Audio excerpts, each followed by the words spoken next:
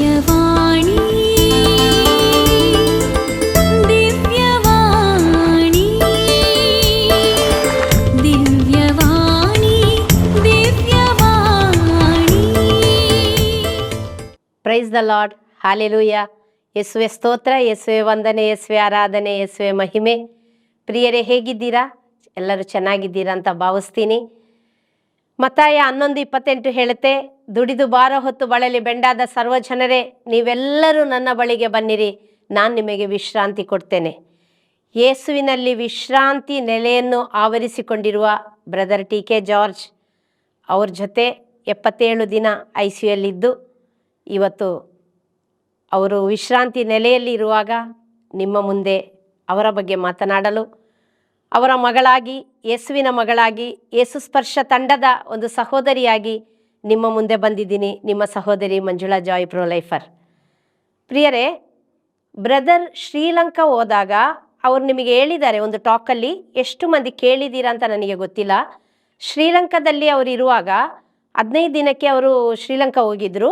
ಅಲ್ಲಿ ಧ್ಯಾನಕೂಟ ನಡೆಸಲಿಕ್ಕೆ ಬೇರೆ ಬೇರೆ ಪ್ಯಾರಿಶ್ಗಳಲ್ಲಿ, ಮತ್ತು ನೈಟ್ ವಿಷಲ್ಸ್ ಅಲ್ಲ. ಆಗ ಅವರಿಗೆ ಒಂದು ದಿನ, ಅವರಿಗೆ ಸಾಯಂಕಾಲ ಧ್ಯಾನಕೂಟ ಇತ್ತು. ಒಂದು ದಿನ ಮಧ್ಯಾಹ್ನ ಅವರು ಸ್ನಾನ ಮಾಡ್ತಾ ಇರುವಾಗ ಅವರಿಗೆ ಉಸಿರು ಕಟ್ಟಿತು. ಉಸಿರು ಕಟ್ಟಿದಾಗ ಅವರು ಬಂದು ರೆಡಿಯಾಗಿ, ಅಲ್ಲಿ ಯಾರು ಆರ್ಗನೈಸ್ ಮಾಡಿದ್ರು ಬ್ರದರ್ ಜೆಫ್ರಿನ್ ಅಂತೇಳಿ, ಅವರಿಗೆ ಹೇಳಿದರು ನನಗೆ ಉಸಿರು ಕಟ್ತಾ ಇದೆ ಅಂತ ಹೇಳಿದಾಗ, ಅವರು ಅಲ್ಲೇ ಇದ್ದ ಪಕ್ಕದಲ್ಲಿದ್ದ ಒಬ್ಬರು ಸಿಸ್ಟರ್ಸ್ ಹಾಸ್ಪಿಟಲಿಗೆ ಅವ್ರನ್ನ ಕರ್ಕೊಂಡು ಹೋದರು. ಅಲ್ಲಿ ಅವರಿಗೆ ನೆಬ್ಲೈಸೇಷನ್ ಕೊಟ್ಟಾಗ ಅವರಿಗೆ ಅದು ಸರಿ ಆಯಿತು. ವಾಪಸ್ ಬಂದರು, ರಿಟ್ರೀಟ್ ಕಂಟಿನ್ಯೂ ಮಾಡಿದರು. 15 ದಿನನೂ ರಿಟ್ರೀಟ್ ಕೊಟ್ಟು ಅವರು ವಾಪಸ್ ಬಂದರು. ಆ ಸಮಯದಲ್ಲಿ ಬ್ರದರ್ ಜೆಫ್ರಿನ್ ಮತ್ತು ಶ್ರೀಲಂಕಾದ ಅನೇಕ ಧ್ಯಾನಕೂಟ ನಡೆಸಿಕೊಡುವ ಸಹೋದರರು, ಫಾದರ್ಸ್, ಅವರ ಫ್ರೆಂಡ್ ಫಾದರ್ ಆನಂದ ಪಿಳ್ಳೆ, ಅವರೆಲ್ಲ ನನ್ನನ್ನು ಕಾಂಟ್ಯಾಕ್ಟ್ ಮಾಡ್ತಾಯಿದ್ರು. ಫಾದರ್ ಫ್ರಾಂಕ್ಲಿನ್ ನನ್ನನ್ನು ಕಾಂಟ್ಯಾಕ್ಟ್ ಮಾಡ್ತಾಯಿದ್ರು, ಹೀಗೆ ಆಗಿದೆ ಅಂತ. ನಾನು ಒಂದು ದಿನಕ್ಕೆ 7-8 ಕಾಲ್ ಮಾಡಿ ಕೇಳ್ತಾ ಇದ್ದೆ. ಬ್ರದರಿಗೆ ನಂಬರ್ ಇರಲಿಲ್ಲ. ಬ್ರದರ್ ಜೆಫ್ರಿನ್ ಅವರ ನಂಬರಿಗೆ ಕಾಲ್ ಮಾಡಿ ಕೇಳ್ತಾ ಇದ್ದೆ. ಅವ್ರು ಎತ್ತದಾಗ ಮೆಸೇಜ್ ಮಾಡ್ತಿದ್ದೆ, ಬ್ರದರ್ ಹೇಗಿದ್ದಾರೆ ಫಾಲೋ ಅಪ್ ಮಾಡ್ತಿದ್ವಿ. ಅದಾದಮೇಲೆ ಅವರು ಬಂದರು ಬೆಂಗಳೂರಿಗೆ. ಹಾಸ್ಪಿಟಲಿಗೆ ಹೋಗೋಣ ಅಂತ ಹೇಳುವಾಗ ಅವ್ರು ಹೇಳಿದ್ರು ನಾನು ಸರಿ ಇದ್ದೀನಿ, ಬೇಡ ಅಂತ. ಫಾದರ್ ಫ್ರಾಂಕ್ಲಿನ್ ಕೂಡ ತುಂಬ ಫೋರ್ಸ್ ಮಾಡಿದರು, ಹಾಸ್ಪಿಟ್ಲಿಗೆ ತೋರಿಸಿ ಬ್ರದರ್ ಒಂದು ಸಲ, ಅದು ಒಳ್ಳೆಯದಾಗುತ್ತೆ, ಏಕೆಂದರೆ ಉಸಿರು ಕಟ್ಟೋದು ಅದು ಒಳ್ಳೇದಲ್ಲ ಅಂತ ಹೇಳಿದರು.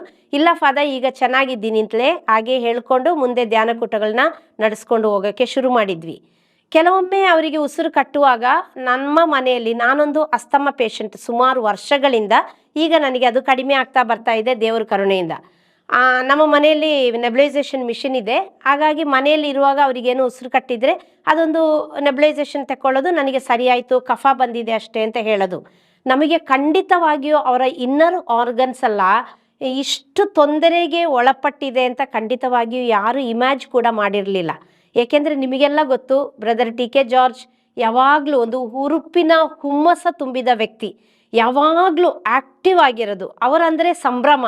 ಅವ್ರು ಎಲ್ಲಿ ಇರ್ತಾರೋ ಅಲ್ಲೆಲ್ಲ ಸಂತೋಷ, ಸಂಭ್ರಮ, ಏನಾದರೂ ಜೋಕ್ಸ್ ಹೇಳೋದು, ಎಲ್ಲರನ್ನ ನಗಿಸೋದು, ಒಂದು ಮಕ್ಕಳ ಮನಸ್ಸುಳ್ಳಂತಹ ಒಂದು ವ್ಯಕ್ತಿತ್ವ ಅವ್ರದ್ದು. ಮಕ್ಕಳಲ್ಲಿ ಮಕ್ಕಳಾಗಿ, ಹಿರಿಯರಲ್ಲಿ ಹಿರಿಯರಾಗಿ, ಯುವಕ ಯುವತಿಯರಲ್ಲಿ ಯುವಕ ಯುವತಿಯರಾಗಿ ಬೆರೆಯುವಂತಹ ಒಂದು ಕಲೆ ದೇವರು ಅವರಿಗೆ ಅನುಗ್ರಹಿಸಿ ಆಶೀರ್ವದಿಸಿದರು. ಹಾಗಾಗಿ ಅವ್ರು ನನಗೆ ಏನೂ ಇಲ್ಲ ಅಂತ ಹೇಳುವಾಗ ನಾವು ಸಹ ಅದನ್ನು ನಂಬುವ ಸ್ಥಿತಿಯಲ್ಲೇ ಇದ್ವಿ. ಯಾವಾಗಲೂ ಅವ್ರು ತುಂಬ ಆ್ಯಕ್ಟಿವ್ ಆಗಿರ್ತಿದ್ರು. ಅವರು ನಮ್ಮ ಮನೆಯಲ್ಲಿ ಒಂದು 9 ವರ್ಷದ ಮೇಲೆ, ಹತ್ರ 10 ವರ್ಷದಿಂದ ಇದ್ದಾರೆ. ಅವರ 60ನೇ ವರ್ಷದ ಬರ್ತ್ಡೇ ಆದಮೇಲೆ ನಮಗಿಲ್ಲಿ ಮುಲ್ಕಿ ಪ್ಯಾರಿಷಲ್ಲಿ, ಮುಲ್ಕಿ ರಿಟ್ರೀಟ್ ಸೆಂಟ್ರ್ ಅಲ್ಲ, ಮುಲ್ಕಿ ಪ್ಯಾರಿಷಲ್ಲಿ ನಮಗೆ ರಿಟ್ರೀಟ್ ಇತ್ತು, ಕೊನೆ ರಿಟ್ರೀಟ್ ತಪಸ್ಸು ಕಾಲದಲ್ಲಿ.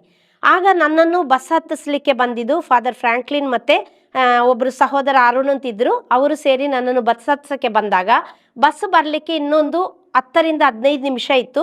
ನಾವು ಅಲ್ಲೇ ರೋಡ್ ಸೈಡ್ ನಿಂತು ಹೀಗೆ ಮಾತಾಡ್ತಾ ಇರುವಾಗ ಫಾದರ್ ಹೇಳಿದರು, ಮಂಜಮ್ಮ ಅವರು ಬೆಂಗಳೂರು ಬಂದರೆ ಲಾಡ್ಜಲ್ಲಿ ಆಲ್ಟ್ ಆಗ್ತಾರೆ, ಅಲ್ಲಿ ಇಲ್ಲಿ ಆಲ್ಟ್ ಆಗ್ತಾರೆ, ದಾವಣಗೆರೆಲಿ ಕೂಡ ಅವರು ಒಬ್ಬರೇ ಇರ್ತಾರೆ, ನಾವಿನ್ನು ಅವ್ರನ್ನ ಒಬ್ಬರೇ ಬಿಡೋದು ಬೇಡ.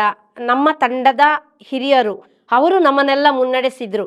ಅವ್ರು ಹೇಳಿದರು, ಇವತ್ತು ನಾನೊಂದು ಗುರುವಾಗಿ ಸೇವೆ ಮಾಡ್ತಾ ಇದ್ದೀನಿ, ಅಂದರೆ ಒಂದು ಗುರುವಾಗಿ, ಒಂದು ಪ್ರೀಚರ್ ಆಗಿ ನಾನು ಜನ ಇವತ್ತು ಇಷ್ಟರ ಮಟ್ಟಿಗೆ ಗುರ್ತಿಸ್ತಾ ಇದ್ದಾರೆ ಅಂದರೆ ಅದು ಬ್ರದರ್ ಟಿ.ಕೆ. ಜಾರ್ಜಿಂದ. ಅದು ನಿನಗೂ ಗೊತ್ತು.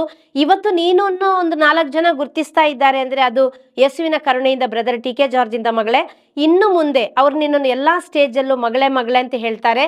ನೀನೊಂದು ಮಗಳಾಗಿ ನೀನು ಜಾಯ್ ಒಂದು ಮಾತಾಡಿ ಬ್ರದರ್ನ ಇನ್ನು ಮುಂದೆ ನಿಮ್ಮ ಮನೆಯಲ್ಲೇ ಇಟ್ಕೊಳ್ಳಿ ಅಂತ ಹೇಳಿದರು. ಹಾಗೆ 9 ವರ್ಷದಿಂದ ಎಲ್ಲರೂ ಹೇಳ್ತಾರೆ ಬ್ರದರ್ನ ನೀವು ನೋಡ್ಕೊಂಡ್ರಿ ಅಂತ. ನಿಜವಾಗಿ ಇಲ್ಲ. ಬ್ರದರ್ನ ನೋಡ್ಕೊಳ್ಳುವಂತಹ ಒಂದು ಸೌಭಾಗ್ಯ ಏನೂ ಅಲ್ಲದ ನನಗೂ ನನ್ನ ಕುಟುಂಬಕ್ಕೂ ಪ್ರಭು ಯೇಸು ಕೊಟ್ಟರು ಅಂತ ಹೇಳಿ ನಾನು ನಿಜವಾಗಿಯೂ ತುಂಬ ಕೃತಜ್ಞತೆಯಿಂದ ದೇವರಿಗೆ ನಾನು ಸ್ತೋತ್ರ ಮಾಡ್ತೀನಿ ಪ್ರಿಯರೇ.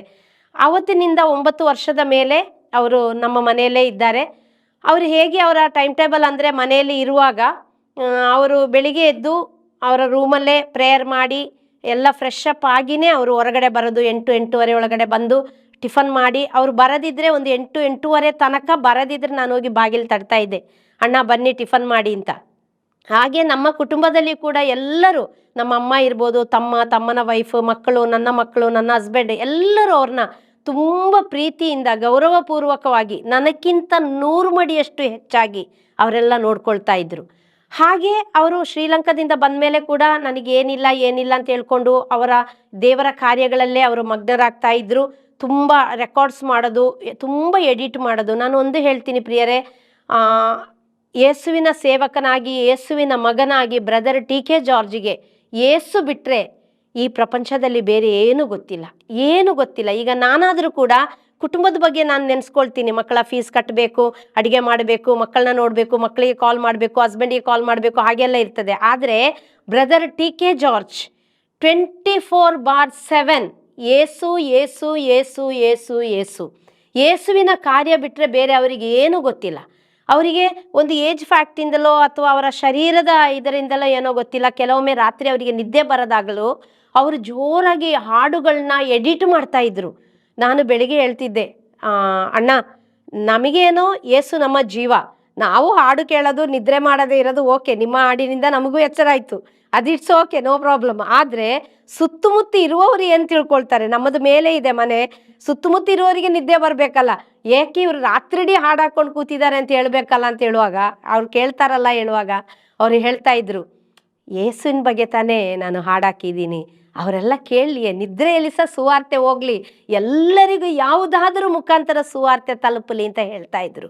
ಅಂಥ ಒಂದು ಯೇಸುವಿನಲ್ಲಿ ದಾಹ, ಎಷ್ಟು ಅವರಿಗೆ ಯೇಸುವನ್ನು ಬೇರೆಯವರಿಗೆ ಕೊಡಬೇಕು ಅಂತ ಹೇಳುವ ದಾಹ ಅಂತ ಹೇಳಿದರೆ, ಒಂದು ವೆಹಿಕಲಲ್ಲಿ ಟ್ರಾವೆಲ್ ಮಾಡ್ತೀವಿ ಅಂತ ಇಟ್ಕೊಳ್ಳಿ, ಒಂದು ಊಬರ್, ಓಲಾ ಅಥವಾ ಒಂದು ಆಟೋದಲ್ಲಿ, ಅವರಿಗೆಲ್ಲ ಇವರ ಸಾಕ್ಷಿನೇ ಹೇಳೋದು, ಇವರಿಗೆಲ್ಲರ ಪರಿಚಯ ಮಾಡ್ಕೊಳ್ಳೋದು ತುಂಬ ಈಸಿ.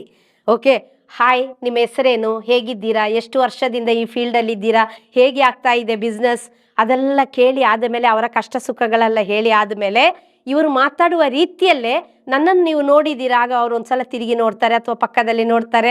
ಅದಾದ ಮೇಲೆ ನೋಡಿಲ್ಲ, ನಾನು ರಾಮಚಾರಿ ಮೂವಿಯಲ್ಲಿ ಅರ್ಧ ಮೀಸೆ ಬೋಳಿಸ್ತಾರೆ, ಅರ್ಧ ತಲೆ ಕೂದಲು ತೆಗಿತಾರೆ, ನನಗೆ ಓ ಹೌದಾ ನಾನು ನೋಡಿದ್ದೀನಿ ಆ ಮೂವಿ, ಮತ್ತೆ ಆ ಮೂವಿ ಬಗ್ಗೆ ನಾನು 18 ಮೂವಿಯಲ್ಲಿ ಆ್ಯಕ್ಟ್ ಮಾಡಿದ್ದೀನಿ, ಈಗ ನಾನು ಚರ್ಚಲ್ಲಿ ಬ್ರದರ್ ಆಗಿದ್ದೀನಿ, ನನ್ನ ಜೀವನ ಚರಿತ್ರೆ ಹೀಗೆ, ನಾನು ಹೀಗೆ ಆದೆ, ನನ್ನ ದೇವರು ಹೀಗೆ ಮಾಡಿದರು. ಎಲ್ಲರಿಗೂ ಯಾರನ್ನ ಅವರು ಮೀಟ್ ಆಗಲಿ, ಕ್ರೈಸ್ತರಿರಲಿ ಅಕ್ರೈಸ್ತರಿರಲಿ, ಎಲ್ಲರಿಗೂ ದೇವರ ಸುವಾರ್ತೆ ಅನ್ನು ಧೈರ್ಯವಾಗಿ ಸಾರುವಂತಹ ಒಂದು ಧೀಮಂತ ವ್ಯಕ್ತಿ ಅಂದರೆ ಬ್ರದರ್ ಟಿ.ಕೆ. ಜಾರ್ಜ್ ಅಂತೇಳಿ ನಾನು ಹೆಮ್ಮೆಯಿಂದ ಹೇಳ್ಕೊಳ್ತೀನಿ. Praise the Lord, hallelujah.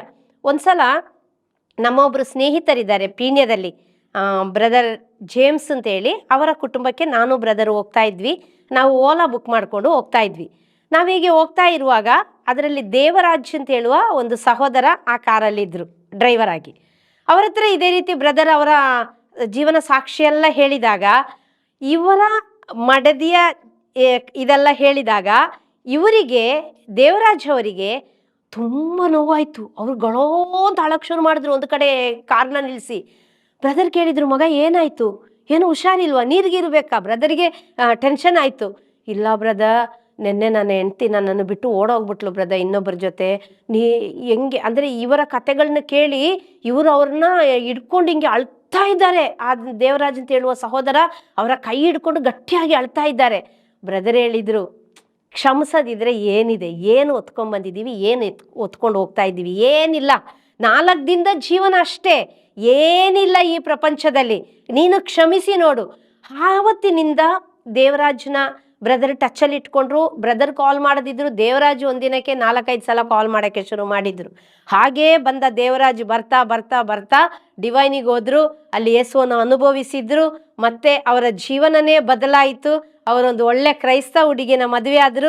ಈಗ ಒಂದು ಗಂಡು ಪಾಪು ಆಗಿ ಯೇಸುವಿನ ಮುದ್ದು ಮಗನಾಗಿ ದೇವರಾಜ್ ಇವತ್ತೊಂದು ಸಾಕ್ಷಿ ಜೀವನ ನಡೆಸ್ತಾ ಇದ್ದಾರೆ. Price the lord, price the Lord, hallelujah. ಅಂತ ಒಂದು ವ್ಯಕ್ತಿತ್ವ ಇರುವಂತಹ ಒಂದು ವ್ಯಕ್ತಿ ಬ್ರದರ್ ಟಿ ಕೆ ಜಾರ್ಜ್. ನನಗೂ ಗೊತ್ತು, ನಿಮ್ಮೆಲ್ಲರಿಗೂ ಗೊತ್ತು, ಅವರ ಬಗ್ಗೆ ಹೇಳುವ ಅವಶ್ಯಕತೆನೇ ಇಲ್ಲ. ಆದರೂ ಅವ್ರ ಜೊತೆ ನಾನೀಗ 14 ವರ್ಷದಿಂದ ಟೀಮಲ್ಲಿದ್ದೀನಿ, 10 ವರ್ಷದಿಂದ ನಮ್ಮ ಮನೆಯಲ್ಲಿದ್ದಾರೆ.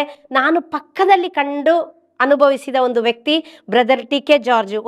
ಅವರು ನನಗೆ ತಂದೆ ಸ್ಥಾನದಲ್ಲಿದ್ದರು. ಅವ್ರು ನನ್ನನ್ನು ಮಗಳು ಅಂತ ಸ್ವೀಕರಿಸಿದ್ದು ಕೂಡ ನಾವು ಫಾದರ್ ಫ್ರಾಂಕ್ಲಿನ್ ಅವರು ಡೆಲ್ಲಿಯಲ್ಲಿ ಯೂತ್ ಮಿನಿಸ್ಟ್ರಿಯಲ್ಲಿದ್ದರು, ನ್ಯಾಷನಲ್ ಯೂತ್ ಡೈರೆಕ್ಟರ್ ಆಗಿದ್ದಾಗ ನಾನು ಅವರ ತಂಡಕ್ಕೆ, ಆಗ ಅವರ ಫಾದರ್ದು ಪರ್ಮಿಷನಲ್ಲೇ ನಾನು ಯೇಸು ಸ್ಪರ್ಶ ತಂಡಕ್ಕೆ ನಾನು ಸೇರಿಕೊಂಡಿದ್ದು. ಆ ಸಮಯದಲ್ಲಿ 1 ವರ್ಷ ನಾವು ಬೀದರಿಗೆ ಧ್ಯಾನಕೂಟ ಕೊಡಕ್ಕೆ ಹೋದ್ವಿ. ನಾನು ಬ್ರದರ್ ಟಿ ಕೆ ಜಾರ್ಜ್. ಅವತ್ತು ವಿಲಿಯಂ ಬ್ರದರ್ ಬರಲಿಲ್ಲ, ಅವರಿಗೇನೋ ಪ್ರೋಗ್ರಾಮ್ ಇದೆ ಅಂತ ಬೇರೆ ಯಾರೋ ಸಿಂಗರ್ ಬಂದಿದ್ರು. ನಾನು ಬ್ರದರ್ ಟಿ ಕೆ ಜಾರ್ಜ್, ಒಬ್ಬರು ಸಿಂಗರ್. ನಾವು ಹೋಗಿದ್ವಿ ಧ್ಯಾನಕೂಟ ಕೊಡೋಕ್ಕೆ. ಅಲ್ಲಿ ಗುಲ್ಬರ್ಗ ಬಿಷಪ್ ರಾಬರ್ಟ್ ಮೆರಿಂಡಾ ಅವರು ಕೂಡ ಬಂದಿದ್ರು ಅಲ್ಲಿಗೆ. ಅವರು ಹೀಗೆ ಬಲಿಪೂಜೆಯಲ್ಲಿ ಪ್ರೋಲೈಫ್ ಬಗ್ಗೆ ಹೇಳಿದರು. ಅಂದರೆ ಪ್ರೋಲೈಫ್ ಅಂದರೆ ಜೀವಪರ, ಅದರ ಯೂಟ್ಯೂಬಲ್ಲಿ ನಿಮಗೆ ಸಿಗುತ್ತೆ. ಇನ್ನೊಂದಿನ ನಾನು ಅದು ತುಂಬ ಎಕ್ಸ್ಪ್ಲೈನ್ ಮಾಡ್ತೀನಿ ಅದರ ಬಗ್ಗೆ. ಜೀವಪರದ ಬಗ್ಗೆ ಹೇಳಿ ನನಗೆ ತುಂಬ ಖುಷಿ ಇದೆ. ಕರ್ನಾಟಕದಲ್ಲಿ ಗುರುತಿಸಲ್ಪಟ್ಟ ಒಂದು ಮಗಳು, ಮಹಿಳೆ, ಸಹೋದರಿ ಮಂಜುಳಾ ಜಾಯ್. ಅವ್ರನ್ನ ಇವತ್ತಿಂದ ಯಾರು ಕೂಡ ಬರೀ ಮಂಜುಳಾ ಜಾಯ್ ಅಂತ ಹೇಳೋದಿಲ್ಲ, ಮಂಜುಳಾ ಜಾಯ್ ಪ್ರೋಲೈಫರ್ ಅಥವಾ ಪ್ರೋಲೈಫ್ ಮಂಜುಳಾ ಜಾಯ್ ಹೀಗೇನೆ ಕರೀತಾರೆ. ಇವತ್ತಿನಿಂದ ನಾನು ನಿಮಗೆ ಈ ನಾಮಕರಣವನ್ನು ಮರುನಾಮಕರಣ ಮಾಡ್ತಾ ಇದ್ದೀನಿ ಅಂತ ಆ ಬಲಿಪೀಠದ ಮೇಲೆ ಬಿಷಪ್ ಅವರು ಹೇಳಿದಾಗ, ನಮ್ಮ ಬ್ರದರ್ ಟಿ ಕೆ ಜಾರ್ಜ್ ಬಲಿಪೂಜೆ ಆದಮೇಲೆ ಬಿಷಪ್ ಅವರ ಮುಂದೆನೇ ಹೇಳಿದರು, ನೀವು ಒಂದು ಪ್ರೋಲೈಫ್ ಮಂಜುಳಾ ಜಾಯ್ ಅಂತ ನಾಮಕರಣ ಮಾಡಿದ್ರಿ, ಅದರಿಂದಲೇ ಇನ್ನು ಮುಂದೆ ಎಲ್ಲರೂ ಇವ್ರನ್ನ ಗುರ್ತಿಸ್ತಾರೆ. ಆದರೆ ನನಗೆ ಇವತ್ತಿನಿಂದ ಇವ್ರನ್ನ ನಾನು ಮಗಳು ಅಂತ ಹೇಳ್ತಾ ಇದ್ದೆ. ಆದರೆ ನಾನೊಂದು ಒಂದು ಅಥಾರಿಟಿಯಲ್ಲಿ ಇವತ್ತಿನಿಂದ ನನ್ನ ಮಗಳು ಇವರು ಅಂತೇಳಿ ನನ್ನ ತಲೆ ಮೇಲೆ ಕೈಯಿಟ್ಟು ಪ್ರೇಯರ್ ಮಾಡಿ, ಬಿಷಪ್ ಕೂಡ ನನ್ನ ತಲೆ ಮೇಲೆ ಕೈಯಿಟ್ಟು ಪ್ರೇಯರ್ ಮಾಡಿ, ನಾನು ಆವತ್ತಿನಿಂದ ಬ್ರದರ್ ಟಿ ಕೆ ಜಾರ್ಜ್ ಅವರ ಮಗಳು, ಬ್ರದರ್ ಟಿ ಕೆ ಜಾರ್ಜ್ ಅವರ ಮಗಳು ಅಂತ ಹೇಳಿನೇ ಎಲ್ಲ ಕಡೆ ಬ್ರದರ್ ನನ್ನನ್ನು ಗುರ್ತಿಸೋದು ಕೂಡ. ನಮ್ಮ ತಂಡದ ಸಹೋದರಿ ನನ್ನ ಮುದ್ದಿನ ಮಗಳು ಅಂತೇಳಿ ಅವರು ತಂಡದಲ್ಲಿ ಗುರ್ತಿಸುವಾಗ ಕೂಡ ಗುರ್ತಿಸೋದು ನನ್ನನ್ನು. ಆದರೆ ನನಗೆ ಅವರೊಂದು ಅಪ್ಪನ ಸ್ಥಾನದಲ್ಲಿದ್ದರು. ನನ್ನ ಮನಸ್ಸಿನಲ್ಲಿ ನನ್ನ 2 ಮಕ್ಕಳು ಹೇಗಿದ್ದಾರೋ ಅದೇ ರೀತಿಯೇ ನಾನು ಅವ್ರನ್ನ ನೋಡ್ತಾ ಇದ್ದಿದ್ದು ಬ್ರದರ್ ಟಿ ಕೆ ಜಾರ್ಜನ. ಏಕೆಂದರೆ ಅವರು ತುಂಬ ಮೃದು ಸ್ವಭಾವ. ಯಾರಾದರೂ ಒಂದ್ಸಲ ಹಾಯ್ ಅಂತ ಹೇಳಿದರೆ ಸಾಕು, ಒಂದು ದಿನ ಇಡೀ ಮೂಡ್ ಆಫ್ ಅವ್ರದ್ದು. ನನ್ನ ಹಾಯ್ ಹೇಳಿದ್ರು, ನನ್ನವರು ಹೋಯ್ ಹೇಳಿದ್ರು. ಹಾಗೆ ಅಂದರೆ ಮನಸ್ಸಿನಲ್ಲಿ ಅಷ್ಟು, ಅಂದರೆ ಅವರಿಗೆ ತುಂಬ ಆಂತರಿಕ ಗಾಯ ಇದೆ. ಅವರ ರಿಟ್ರೀಟೆಲ್ಲ ನೀವು ಕೇಳಿರ್ಬೋದು. ಆ ಗಾಯ ಯೇಸು ತೆಗೆದ್ರು, ತೊಳೆದು ಶುದ್ಧೀಕರಿಸ್ತಾ ಬಂದರು. ಆದರೂ ಅವರ ಮನಸ್ಸಿನಲ್ಲಿ ಒಂದು ಆ ನೋವು, ಯಾರಾದರೂ ಸ್ವಲ್ಪ ನೋವು ಕೊಟ್ಟರೆ ಅದು ತುಂಬ ಆಳವಾಗಿ ಅದು ಹೋಗ್ಬಿಡ್ತಾ ಇದ್ದ ಕಾರಣ ಅವರು ತುಂಬ ಸೂಕ್ಷ್ಮ ಜೀವಿ. ಅವ್ರನ್ನ ಯಾರಾದರೂ ಏನಾದರೂ ಹೇಳಿದ್ರು ಫಾದರ್ ಅಷ್ಟು ಅವ್ರನ್ನ ಕವರ್ ಮಾಡ್ತಾ ಇದ್ರು, ಅವರಿಗೆ ಹರ್ಟ್ ಆಗೋದಾಗೆ, ನೋವಾಗದಾಗೆ. ಅದೇ ರೀತಿಯಲ್ಲಿ ನಾನು ಕೂಡ ಮಾಡ್ತಾ ಇದ್ದೆ. ಹಾಗೆ ನನ್ನ 2 ಮಕ್ಕಳು ಹೇಗೋ ಹಾಗೆ ನಾನು ಬ್ರದರ್ ಟಿ ಕೆ ಜಾರ್ಜ್ನ ಕೂಡ ಒಂದು ಮಗು ರೀತಿಯೇ ಟ್ರೀಟ್ ಮಾಡ್ತಾ ಇದ್ದಿದ್ದು ಮನೆಯಲ್ಲಿ. ಹಾಗೆ ಜುಲೈ 30ಕ್ಕೆ ಬೆಳಿಗ್ಗೆ ನಾನು ಅವರಿಗೆ ಟಿಫನ್ ಕೊಟ್ಟೆ. ಇಬ್ಬರು ಸೇರಿ ಕೂತೊಂದು 10 ನಿಮಿಷ ಪ್ರೇಯರ್ ಮಾಡಿದ್ವಿ. ಅದಾದಮೇಲೆ ನಾನು ಹೇಳಿದೆ, ಅಣ್ಣ ನನಗೆ ಬ್ಯಾಂಕಲ್ಲಿ ಕೆಲಸ ಇದೆ, ನಾನು ಸ್ವಲ್ಪ ಬ್ಯಾಂಕಿಗೆ ಹೋಗಿ ಬರ್ತೀನಿ ಅಂತ ಹೇಳಿದಾಗ ಅವ್ರು ಹೇಳಿದರು, ಆಯಿತು ನಾನು ಎಲ್ಲೂ ಹೋಗಲ್ಲ, ರೆಕಾರ್ಡ್ ಮಾಡ್ತೀನಿ, ನನಗೆ ಸ್ವಲ್ಪ ರೆಕಾರ್ಡ್ ಮಾಡಲಿಕ್ಕಿದೆ. ಆ ಕಾಲಘಟ್ಟದಲ್ಲಿ ಒಂದು 4 ದಿನ ಅವರು ಫಾದರ್ ಪೀಟರ್ ಅವರು, ಶಿವಮೊಗ್ಗ ಡಯಸಿಸ್ ಫಾದರ್ ಪೀಟರ್ ಅವರು ಆಕ್ಸಿಡೆಂಟಲ್ಲಿ ತೀರೋಗಿದ್ದರು. ಅದರ ಬಗ್ಗೆನೇ ವಿಡಿಯೋಸ್ ಮಾಡೋದು, ಹಾಡು ಮಾಡೋದು, ಅದನ್ನು ಎಡಿಟ್ ಮಾಡೋದು. ಹಾಗೆ ನಾನು ಅವತ್ತು ಬೆಳಿಗ್ಗೆ ಪ್ರೇಯರ್ ಆದಮೇಲೆ ಕೂಡ ಅವ್ರ ಹತ್ರ ಸ್ವಲ್ಪ ಇದರಲ್ಲಿ ಹೇಳಿದೆ, ಏನು ಮರಣದ ಮನೆ ಥರ 24 ಗಂಟೆ ಮರಣದ ಹಾಡೇ ಮನೆಯಲ್ಲಿ, ನನಗೇನೋ ತುಂಬ ಒಂಥರ ಫೀಲ್ ಆಗ್ತಾ ಇದೆ ಅಣ್ಣ, ಪ್ಲೀಸ್ ಚೇಂಜ್ ಮಾಡಿ. ಇಲ್ಲನೇ ಇವತ್ತಿಗೆ ಲಾಸ್ಟ್, ಇನ್ನು ಮುಂದೆ ಈ ಮನೆಯಲ್ಲಿ ಅಂಥ ಒಂದು ಹಾಡು ಇರಲ್ಲ ಅಂತ ಹೇಳಿದರು ಅವರು. ಓಕೆ, ಅದಾದಮೇಲೆ ನಾನು ಬ್ಯಾಂಕಿಗೆ ಹೋದೆ. ಆ ಸಮಯದಲ್ಲಿ ಅವರು ಸ್ಕೂಟಿ ತಗೊಂಡು, ನನ್ನ ಮಗಳ ಒಂದು ಸ್ಕೂಟಿ ಇದೆ ಮನೆಯಲ್ಲಿ, ಆ ಸ್ಕೂಟಿ ತಗೊಂಡು ಎಲ್ಲೋ ಹೋಗಿದ್ದಾರೆ. ಅವರು ಕೀ ತಂದರು, ಎಲ್ಲೋ ಹಂಸಿಟ್ರು. ನಾನು ಫಾದರ್ ಫ್ರಾಂಕ್ಲಿನ್ ಯಾವಾಗಲೂ ಹೇಳೋದು, ನೀವು ಸ್ಕೂಟಿಯಲ್ಲಿ ಹೋಗಬಾರ್ದು, ಯಾಕೆಂದರೆ ರೋಡೆಲ್ಲ ತುಂಬ ರಶ್ ಇದೆ, ಬ್ಯುಸಿ ಇದೆ, ಹಾಗಾಗಿ ಏನಾದರೂ ಆದರೆ ಅಂತ ಹೇಳಿ ನಾವು ಹೋಗಬಾರ್ದು ಹೇಳೋದು. ಅದಕ್ಕೆ ನಾನು ಫಾದರಿಗೆ ಹೇಳಿಬಿಡ್ತೀನಿ ಅಂತೇಳಿ ಇವರು ಹೋಗಿದ್ದು ಗೊತ್ತಾಗದ ಇರೋಕ್ಕೆ ಆ ಸ್ಕೂಟಿ ಕೀ ತೆಗೆದು ಎಲ್ಲೋ ಇಟ್ಟರು. ಈಗಲೂ ನನಗೆ ಗೊತ್ತಿಲ್ಲ ಆ ಸ್ಕೂಟಿ ಕೀ ಎಲ್ಲಿದೆ ಅಂತ. ಮನೆ ಇಡೀ ಹುಡುಕಿಬಿಟ್ಟೆ, ಈಗಲೂ ಗೊತ್ತಿಲ್ಲ. ಇನ್ನೊಂದು ಕೀ ನನ್ನ ಹತ್ರ ಇದೆ, ಅದನ್ನು ಯೂಸ್ ಮಾಡೋದು. ಹಾಗೆ ಅವರು ಬಂದರು. ನಾನು ಬರುವಾಗ ರೆಕಾರ್ಡ್ ಮಾಡುವ ರೀತಿಯಲ್ಲಿ ಬಾಗಿಲೆಲ್ಲ ಹಾಕಿ ರೆಕಾರ್ಡಿಂಗ್ ಜೋರು ಕೇಳ್ತಾ ಇತ್ತು. ನಾನು ಮೆಲ್ಲೆ ಬಂದು ಬಾಗಿಲು ತೆಗೆದು ಅಡುಗೆ ರೂಮಿಗೆ ಹೋಗಿ ಮಧ್ಯಾಹ್ನಕ್ಕಿರುವ ಅಡುಗೆ ಎಲ್ಲ ರೆಡಿ ಮಾಡಿ ಅಷ್ಟೊತ್ತಿಗೆ ಅವ್ರದ್ದು ರೆಕಾರ್ಡಿಂಗ್ ಆಗಿತ್ತು. ನಾನು ಬಾಗಿಲು ತಟ್ಟದೆ, ಅವರು ಬಂದರು. ನಾವಿಬ್ಬರು ಕೂತು ಊಟ ಮಾಡಿದ್ವಿ. ಅಮ್ಮ ಮನೆಗೆ ಹೋದರು. ನಾನು ಬ್ರದರ್ ಮಾತ್ರ ಕೂತು ಊಟ ಮಾಡಿ ಒಂದು 3:30 ತನಕ ಕೂತು ಮಾತಾಡಿದ್ವಿ ನಾವು. 3:30-4 ಹತ್ರ. ಮತ್ತೆ ಬ್ರದರ್ ಹೇಳಿದರು, ನಾನು ಹೋಗಿ ಮಲಗ್ತೀನಿ, ನನಗೆ ತುಂಬ ಸುಸ್ತಾಗ್ತಾ ಇದೆ, ಮಲಗ್ತೀನಿ ಅಂತ. ಕಾಫಿ ಮಾಡಿಕೊಟ್ಟೆ. ಕಾಫಿ ಕುಡಿದು ಅವರು ಹೋಗಿ ಮಲಗಕ್ಕೆ ಹೋಗಿದ್ದು. ನಾನು ಅದಾದಮೇಲೆ ನನ್ನ ಫ್ಯಾಮಿಲಿಯಲ್ಲಿ ಮಾತಾಡಿದೆ, ಮಕ್ಕಳು, ಹಸ್ಬೆಂಡ್ ಎಲ್ಲರ ಹತ್ರ ಮಾತಾಡಿದೆ. ಅವತ್ತು ಟ್ಯೂಸ್ಡೇ, ನನಗೆ ಸಾಯಂಕಾಲ ಪೂಜೆಗೆ ಹೋಗಬೇಕಿತ್ತು. ಬೆಳಿಗ್ಗೆ ನಾನು ಪೂಜೆಗೆ ಹೋಗಿರಲಿಲ್ಲ. ಪೂಜೆಗೆ ಹೋಗಲಿಕ್ಕೆ ನಾನು ರೆಡಿ ಆಗುವಾಗ ಅವರ ರೂಮಲ್ಲಿ ಡಬಾ ಡಬಾ ಡಬಾ ಒಂದು ಶಬ್ದ ಕೇಳ್ತಾ ಇತ್ತು, ಹೀಗೆ ಕೈ ಬಡಿಯುವ ರೀತಿಯಲ್ಲಿ. ನಾನು ಬ್ರದರ್ದು ರೂಮಲ್ಲಿ ಇದ್ಯಾಕೆ ಶಬ್ದ ಕೇಳ್ತಾ ಇದೆ ಅಂತ ಹೋಗಿ, ನಾವು ಸುಮಾರು ಒಂದು ಹತ್ರ 1 ವರ್ಷದಿಂದ ಅವರ ರೂಮ್ ಬೋಲ್ಟ್ ಹಾಕೋಕ್ಕೆ ಬಿಡಲ್ಲ ನಾವು. ಏಕೆಂದರೆ ಅಂದರೆ ಏಜ್ ಆಗ್ತಾ ಬರ್ತಾ ಇರುವಾಗ ಅದು ಒಳ್ಳೇದಲ್ಲ ಅಂತ ಹೇಳಿ ನಾನು ತುಂಬ ಫೋರ್ಸ್ಫುಲ್ಲಿ, ನಾವು ಯಾರು ನಿಮ್ಮ ಬಾಗಿಲು ತೆಗಿಯಲ್ಲ, ರೂಮ್ದು ಬಾಗಿಲು ತೆಗಿಯಲ್ಲ, ನೀವೇ ಓಪನ್ ಮಾಡಿ ಬನ್ನಿ, ಆದರೆ ಬೋಲ್ಟ್ ಹಾಕಬೇಡಿ ಅಂತ ನಾನು ಖಂಡಿತವಾಗಿ ತುಂಬ ಸಲ ಫಾದರ್ ಮುಂದೆ ಕೂಡ ಹೇಳಿಸಿ ಒಂದು ಅವಾಯ್ಡ್ ಮಾಡಿದ್ವಿ. ಸುಮ್ಮನೆ ಹೀಗೆ ಬೋಲ್ಟ್ ಅಂದರೆ ಹೀಗೆ ಮುಚ್ಚಿದರೆ ಸಾಕು, ಟೈಟಾಗಿ ನಿಲ್ತಿತ್ತು ಆ ರೂಮ್ದು ಬಾಗಿಲು. ಆದರೂ ಶಬ್ದ ಕೇಳಿದಾಗ ನಾನು ಹೋಗಿ ಪುಷ್ ಮಾಡುವಾಗ ಅವರು ತುಂಬ ಉಸಿರು ಹೀಗೆ ಮೇಲೆ ಕೆಳಗೆ ಮಾಡ್ತಾ ಇದ್ದಾರೆ. ಕಾಟಿಗೆ ಬಡ ಬಡ ಬಡಿತಿದ್ದಾರೆ. ನನ್ನ ಹತ್ರ ಆಗ್ತಾ ಇಲ್ಲಪ್ಪ ಅಂತ ಹೇಳ್ತಾ ಇದ್ದಾರೆ. ನಾನು ತಕ್ಷಣ ನನ್ನ ತಮ್ಮನಿಗೆ ಕಾಲ್ ಮಾಡಿದೆ. ನನ್ನ ತಮ್ಮ ಗಾಡಿ ತಗೊಂಬಂದ. ನಾನು ಜೋರಾಗಿ ಕಿರ್ಚಿದೆ, ಅಂದರೆ ಮೇಲೆಯಿಂದ ಕೆಳಗೆ ಬ್ರದರ್ನ ಇಳಿಸ್ಬೇಕಲ್ಲ. ಅಷ್ಟೊತ್ತಿಗೆ ನಮ್ಮ ಬಿಲ್ಡಿಂಗ್ದು ಓನರ್ ಬಂದರು. ನಾನು ಆ ಬಿಲ್ಡಿಂಗ್ ಓನರ್ ತಮ್ಮ ಬರುವಷ್ಟರಲ್ಲಿ ನಾವು ಅವ್ರನ್ನ ಇಳಿಸಿ ಕೆಳಗೆ ಹೋಗಿ ಗಾಡಿಯಲ್ಲಿ ಕೂರಿಸಿದ್ವಿ. ಅಲ್ಲೇ ಪಕ್ಕದಲ್ಲಿದ್ದ ಒಂದು ನರ್ಸಿಂಗ್ ಹೋಮಿಗೆ ಕರ್ಕೊಂಡು ಹೋದ್ವಿ. ಅಲ್ಲಿ ಹೋದಾಗ ಅವರಿಗೆ ಆಕ್ಸಿಜನ್ ರೇಟ್, ಸ್ಯಾಚುರೇಷನ್ ರೇಟ್ ತುಂಬ ಕಡಿಮೆ ಇತ್ತು, 69ಅಲ್ಲಿತ್ತು. ಅವರು ಆಕ್ಸಿಜನ್ ಕೊಟ್ಟರು. ಫಸ್ಟ್ 8 ಲೀಟ್ರ್ ಕೊಟ್ಟರು, 6 ಲೀಟ್ರ್ ಕೊಟ್ಟರು, 4 ಲೀಟರ್, 2 ಲೀಟ್ರಿಗೆ ಬ್ರದರ್ ನಾರ್ಮಲ್ ಆದರು. ಬ್ರದರ್ ಹೇಳಿದ್ರು, ನಾನೀಗ ಹುಷಾರಾದೆ, ಮನೆಗೆ ಹೋಗೋಣ ಅಂತ. ನನಗೆ ಒಂದು ತಲೆಯಲ್ಲಿತ್ತು. ನಾನು ಫಾದರ್ ಫ್ರಾಂಕ್ಲಿನ್ಗೆ ತಕ್ಷಣ ಕಾಲ್ ಮಾಡಿದೆ. ಫಾದರ್ ಫ್ರಾಂಕ್ಲಿನ್ ಹತ್ರ ಹೇಳಿದೆ, ಫಾದರ್ ಬ್ರದರಿಗೆ ಹೀಗೆ ಆಗಿದೆ, ಅವರ ಫ್ಯಾಮಿಲಿಯವರಿಗೆ ಹೇಳಿಬಿಡಿ, ನಾನು ನನ್ನ ಫ್ಯಾಮಿಲಿ ಸೇರಿ ಅವ್ರನ್ನ ಸೆಂಟ್ ಜಾನ್ಸಿಗೆ ಕರ್ಕೊಂಡು ಹೋಗ್ತಾ ಇದ್ವಿ. ಫಾದರ್ ನಮಗೆ ಫೋನಲ್ಲೇ ಒಂದು ಪ್ರೇಯರ್ ಮಾಡಿದರು. ಮತ್ತು ನಾವು ಅಲ್ಲಿ ಬ್ರದರ್ ಹೇಳಿದ್ರು ಕೇಳದೆ ಒಂದು ಆ್ಯಂಬುಲೆನ್ಸ್ ಮಾಡಿ ವಿತ್ ಆಕ್ಸಿಜನಲ್ಲೇ ನಾವು ಅವ್ರನ್ನ ಸೆಂಟ್ ಜಾನ್ಸ್ ಹಾಸ್ಪಿಟಲಿಗೆ ಕರ್ಕೊಂಡೋದ್ವಿ. ಅಷ್ಟೊತ್ತಿಗೆ ಫಾದರ್ ಫ್ರಾಂಕ್ಲಿನ್ ಅಲ್ಲಿ ಕಾಲ್ ಮಾಡಿ ಹೇಳಿ ಎಲ್ಲ ಅರೇಂಜ್ಮೆಂಟ್ಸ್ ಮಾಡಿದರು ಪ್ರಿಯರೇ. ನಾವು ಹೋಗುವಾಗಲೇ ತುಂಬ ಟ್ರಾಫಿಕ್, ಬೆಂಗಳೂರು ಟ್ರಾಫಿಕ್ ಗೊತ್ತು. TC ಪಾಳ್ಯ, ತಂಬುಚೆಟ್ಟಿ ಪಾಳ್ಯದಿಂದ ಸೆಂಟ್ ಜಾನ್ಸ್ ಹಾಸ್ಪಿಟಲಿಗೆ ಹೋಗಲಿಕ್ಕೆ ಒಂದು 3/4 ಗಂಟೆ ಸಾಕು. ಆ್ಯಕ್ಚುಲಿ ಆ್ಯಂಬುಲೆನ್ಸ್ ಎಷ್ಟು ಫಾಸ್ಟ್ ಹೋಗ್ತದೆ, ನಾನು ಅದೊಂದು ಹೇಳ್ತೀನಿ. ಎಲ್ಲ ಆ್ಯಂಬುಲೆನ್ಸ್ ಡ್ರೈವರ್ಸ್ದು ಕಾಲಿಗೆ ನಾನು ಮುಟ್ಟಿ ಯೇಸು ನಾಮದಲ್ಲಿ ನಮಸ್ಕಾರ ಮಾಡ್ತೀನಿ. ಅವರು ಜೀವದ ಹಂಗು ತೊರೆದು ಅವರು ಗಾಡಿ ಓಡಿಸ್ತಾರೆ. ಎಷ್ಟು ಗ್ಯಾಪ್ ಸಿಕ್ಕಿದರೆ ಸಾಕು, ಒಂದು ಸ್ಕೂಟಿ ಹೋಗುವಷ್ಟು ಗ್ಯಾಪ್ ಸಿಕ್ಕಿದರೆ ಅದರಲ್ಲಿ ನುಗ್ಗಕ್ಕೆ ಟ್ರೈ ಮಾಡ್ತಾರೆ. ಹಾಗೆ ನಾವು ಆ್ಯಂಬುಲೆನ್ಸ್ ಡ್ರೈವರ್ ತುಂಬ ಫಾಸ್ಟಾಗಿ ಹೋದ್ರು. ನಾನು ಅವ್ರ ಹೆಸರು ಸಹ ಕೇಳಿಲ್ಲ, ಅವ್ರು ಯಾರು ಅಂತ ಗೊತ್ತಿಲ್ಲ. ಅಂದರೆ ನಮ್ಮ ಮನಸ್ಥಿತಿ ಅಂಥ ಮನಸ್ಥಿತಿಯಲ್ಲಿತ್ತು. ಟ್ರಾಫಿಕಲ್ಲಿ ಸಹ ಪಾಪ ತುಂಬ ಜನರು ಕೂಡ ಆ್ಯಂಬುಲೆನ್ಸ್ದು ಆ ಸೈರನ್ ಕೇಳುವಾಗ ದಾರಿ ಬಿಟ್ಟು ಕೊಡ್ತಾರೆ. ಅವರೆಲ್ಲರಿಗೂ ಹೃದಯದಿಂದ ಯೇಸುನಾಮದಲ್ಲಿ ನಾನು ನಮಸ್ಕಾರ ಮಾಡ್ತೀನಿ. ಅಂಥ ಒಳ್ಳೆ ಮನಸ್ಸು, ಒಂದು ಜೀವವನ್ನು ಗೌರವಿಸೋದು, ಜೀವ ಯೇಸುವಿನಿಂದ ಬರೋದು, ಆ ಜೀವವನ್ನು ಗೌರವಿಸೋದು, ಆ ಜೀವವನ್ನು ಪ್ರೀತಿಸೋದು, ಅವರೆಲ್ಲರೂ ಒಂದು ಪ್ರೊಲೈಫರ್ಸ್.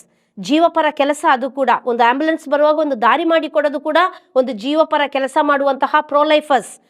ಹಾಗೆ ಹೋಗುವಾಗ ಸೆಂಟ್ ಜಾನ್ಸ್ಗೆ ಹೋಗಬೇಕು, 5 ನಿಮಿಷ ಇದೆ ಅಷ್ಟೇ. ಆ ಟರ್ನ್ ಬರುವಾಗ ಬ್ರದರ್ ತುಂಬ ಕಷ್ಟಪಡ್ತಾ ಇದ್ರು, ನನಗೆ ಆಗ್ತಾ ಇಲ್ಲ ಅಂತ. ಫುಲ್ಲು ಆಕ್ಸಿಜನ್ ಕೊಟ್ಟರು ಕೂಡ ತುಂಬ ಒದ್ದಾಡ್ತಾ ಇದ್ರು.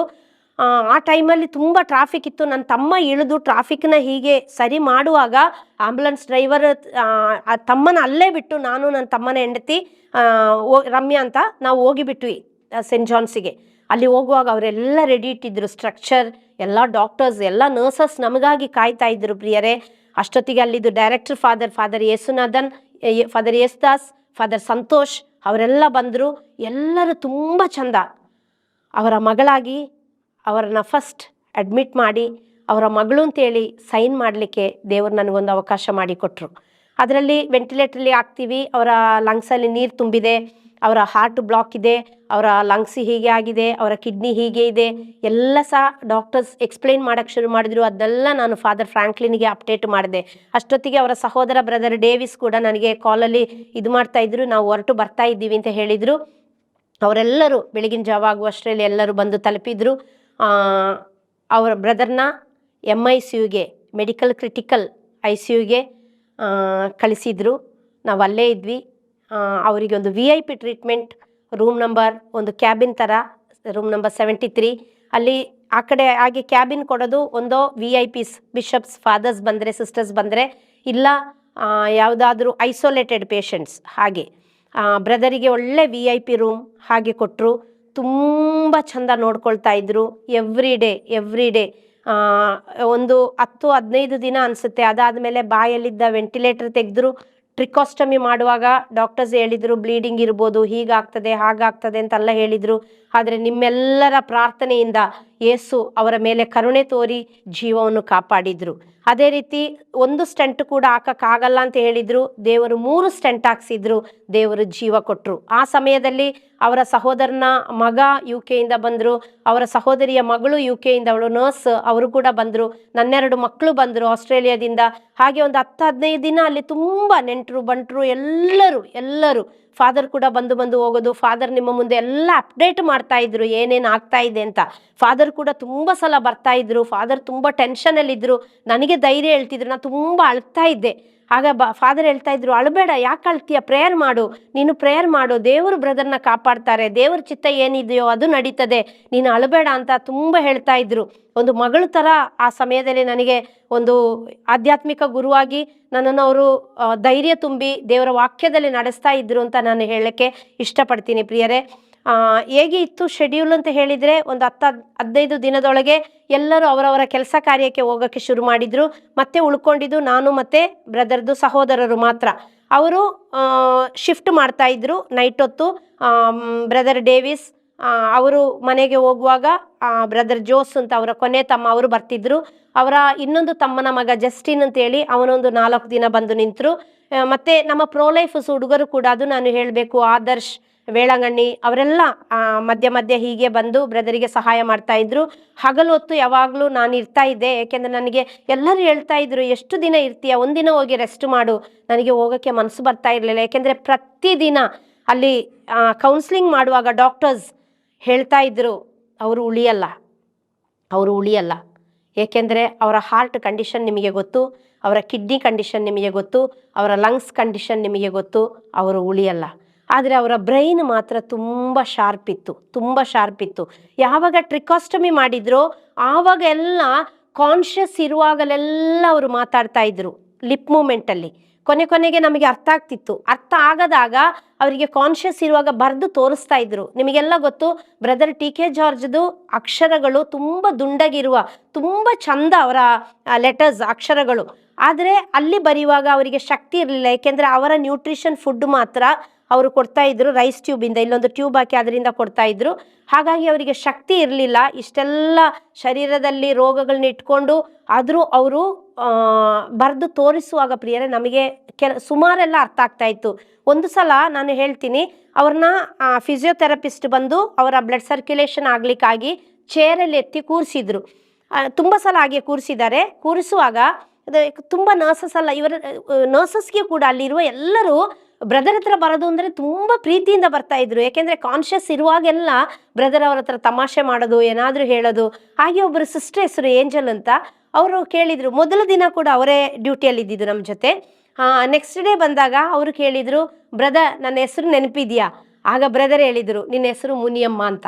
ಅವರೆಲ್ಲ ಜೋರು ನಗಾಡೋದು. ಅಂದರೆ ಆ ರೋಗದಲ್ಲಿ ಕೂಡ ಅವರು ಎಲ್ಲರನ್ನ ನಗಿಸ್ತಾ ಇದ್ದಂತಹ ವ್ಯಕ್ತಿ. ಅಂಥ ಒಂದು ನಗ್ತಾ ಇದ್ದಂತಹ ಒಂದು ನಗು ತಟ್ಟನೆ ಒಂದು ದಿನ ನಗುವುದನ್ನು ಮರೆತು ಹೋದಾಗ, ಸ್ವರ್ಗದಲ್ಲಿ ನಗಕ್ಕೆ ಆರಂಭಿಸಿದಾಗ ನಿಮಗೆ ಗೊತ್ತಾಗ್ಬೋದು ನಿಮಗೆ ಆಗುವಂತಹ ನೋವು ನನಗೆ ಅದು ಗ್ರಹಿಸಲಿಕ್ಕೆ ಸಾಧ್ಯ ಆಗುತ್ತೆ ಪ್ರಿಯರೇ.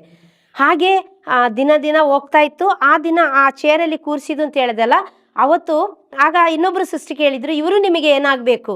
ಅವ್ರು ನನ್ನ ಮಗಳು, ಮತ್ತು ನನ್ನ ತಾಯಿಗಿಂತ ಹೆಚ್ಚು ಅಂತ ಅವ್ರು ಹೇಳ್ತಾ ಇದ್ರು. ನಮಗೆ ಅದು ಅರ್ಥ ಆಗ್ತಿರ್ಲಿಲ್ಲ. ಅವರಿಗೆ ಸಿಟ್ಟು ಬಂತು. ಆಗ ಪೆನ್ನು ಬುಕ್ಕು ಕೊಟ್ಟಾಗ ಅವರೊಂದು ಮಾತು ಬರೆದಿದ್ದು, ತಾಯಿ ಎನ್ನಲೆ. ಅದನ್ನು ನಾನು ಕೊನೆಗೆ ನಾನು ಫೋಟೋ ತೆಕ್ಕೊಂಡಿದ್ದೀನಿ. ಅದನ್ನು ಫೇಸ್ಬುಕ್ಕಲ್ಲಿ ಕೂಡ ನಾನು ಹಾಕಿದ್ದೆ. ಏಕೆಂದರೆ ನನಗೆ ಅದೊಂದು ದೊಡ್ಡ ಒಂದು ಭಾಗ್ಯ, ಬಿರುದು, ಒಂದು ಟೈಟಲ್ ನನಗೆ ಸಿಕ್ಕಿದ್ದು.